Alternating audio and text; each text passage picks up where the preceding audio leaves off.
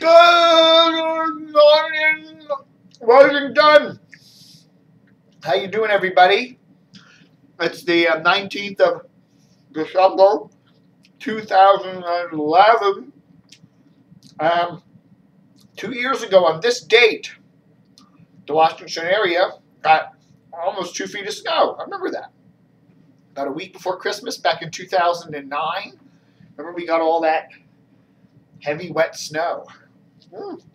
Melted. I remember it melted off pretty quickly.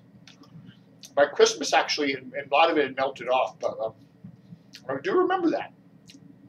But beautiful sunny weather today, kind of up in the mid-40s. So, hey, better year, huh?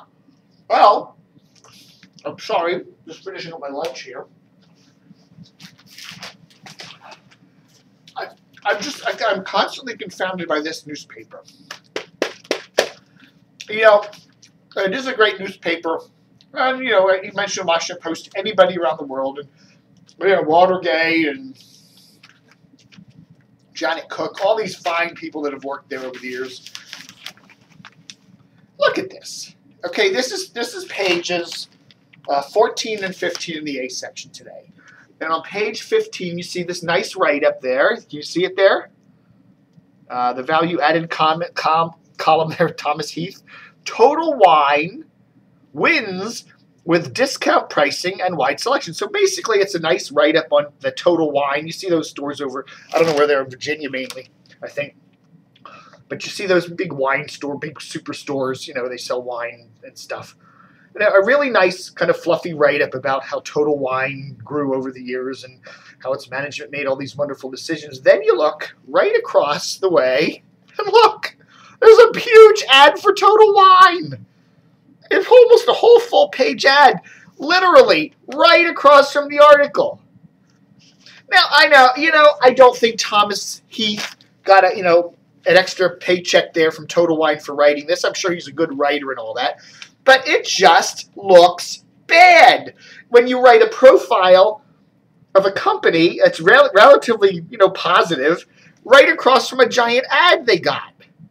I mean, when I got out of college, and I went to work for the Reston Times newspaper for a couple of years, and I had a lot of fun working there. Okay? And I covered business news.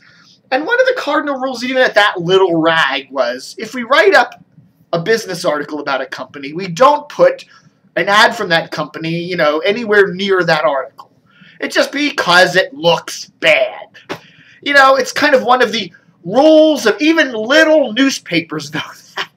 You know, if you're going to write an article about a business and right below it or right next to it is a big ad for the business, everyone's going to think, I guess they wrote that ad. I guess they wrote that article in order to get the ad. And it sure looks like that. I'm telling you. What is wrong with this paper? But putting a big ad next to an article about, a really fluffy article about a company, makes this paper look cheap and amateurish. And the Post does it again and again and again. Do they not have some... You wonder, is there anybody with any brains running this darn little paper? You just gotta wonder. Oh.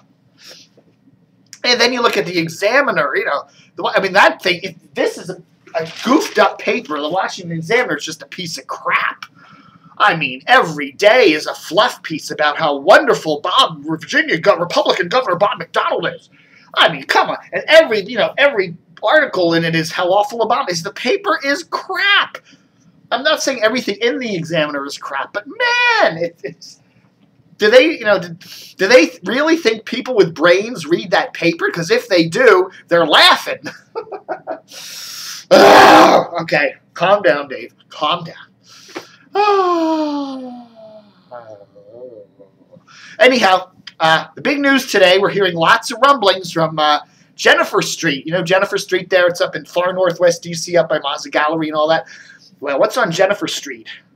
I think a fur company. Yeah? Anyhow, right next to the fur company is Cumulus DC. That's right, the formerly 3, now 2 radio stations that Cumulus owns here in Washington. WMAL, a pompous right-wing talker, and Mix 107.3, the kind of tired-sounding adult contemporary station. It just sounds like it's boring. Everybody at the station sounds like they're bored, and it's old hackneyed music and old kind of 80s DJs, and it's like, okay. It sounds like a tired station. But anyhow, kind of an old fart is the morning man. Anyhow, more rumblings of big cuts coming to the Cumulus complex there in Washington as of early January. So stay tuned for that. They've already cut about a dozen people back in September or so when they axed 105.9 The Edge. Also, we're hearing that Chris Plante may have his show syndicated into some other markets. I'm sure it's going to be places like Ely, Nevada, and Hotchkiss, Nebraska, and Kalamazoo, Mississippi, Michigan. I can't imagine. So you're going to hear Chris Plante now probably bragging. I'm now heard in 8 different markets, from western Texas to northeastern Kansas. So we shall see about that. All right, folks. Whoa, I got some Christmas presents here to open. Don't open till Christmas. Yeah, right. Okay, what's the other big news today, huh? That's about it. Still got the best worst list going at DCR TV. Getting a lot of now that we're getting into the holiday season here, we're getting a lot of submissions. So send your nominee. Make a list of what you like and what you don't like about Washington area media, and send it to me. Send it to my DCRTV@hotmail.com address, and put BW on the subject line, and then clump all your bests and worsts together. Send it off, and we'll put it up on and everybody in the Washington area can read it. Also, some interesting news today that the WNEW, that new all-newser that CBS is going to start in the Washington market come January, which is only a couple of weeks away, will also be covering some Baltimore. They're covering Baltimore market too. So they'll be hearing, you're going to be hearing about the JFX and the Harrisburg Freeway, or whatever the hell that thing's called, and the whatever, the Dave Labrosi Beltway. You'll be hearing all that on the new 99.1. So that it makes sense because the transmitter's in Anne Arundel County, and that's a Baltimore suburb, and they have they're going to 99.1 is going to be an excellent signal. It always was an excellent signal in Baltimore. I mean, back when HFS was on that frequency, back pre 2005, they even got better ratings in Baltimore than they got in Washington. So it makes sense for CBS to want to put some Baltimore spin on the station. It'll be interesting how they handle it. They don't want to make it sound too Baltimore, because then maybe Washingtonians may not want to listen. If they're constantly talking about Towson and Dundalk, the folks down there in Annandale and Bethesda may take offense to that. So we shall see how that all balances out. Yeah.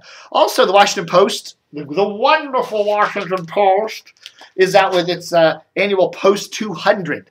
Every year they list the top 200 public companies that are headquartered in the Washington area. And I don't give a rat's ass about all these, huge, defense contractors and stuff. But when it comes to media firms, I pay attention. And the top media firm in the Washington market, again this year, is Gannett. Gannett owns a slew of newspapers and television stations all across the country, including USA Today and Channel 9 here in Washington. Well, they are the 14th largest public company in the Washington area, down a bit from 11th. But they're right there at Tyson's Corner, Anyhow, traffic choked Tyson's Corner. The Washington Post Company actually is the second largest media company in the Washington market, headquartered here, although they have a presence all over the country, because the Post also owns that Kaplan Education Division, and they also own a bunch of TV stations, and they also own a bunch of cable systems. They rank 16th place in the size of companies in the Washington area. Silver Spring-based Discovery Communications, which owns a bunch of rather horrid cable channels, like TLC and Science and Animal Planet, and that green thing, the Green Channel, whatever they call it, the Planet Green. I mean, it's just a mishmash. All these channels that cable companies are supposed to pay money for, you're supposed to get charged for, and they're just a bunch of reruns and dumbed down crap. Anyhow, they rank 18th among media companies. Arbitron, not Allbritain, Arbitron, which is the big radio ratings company based there in Columbia, Maryland, ranks 53rd. And urban media giant Radio One is 63rd. They just moved from Lanham to Silver Spring, leaving CBS all by itself in Lanham. There's nobody else in Lanham but CBS Radio. So there. All right, folks, that's the big news for Dave TV for today, the 19th of December, 2011. Thanks for watching. So, there.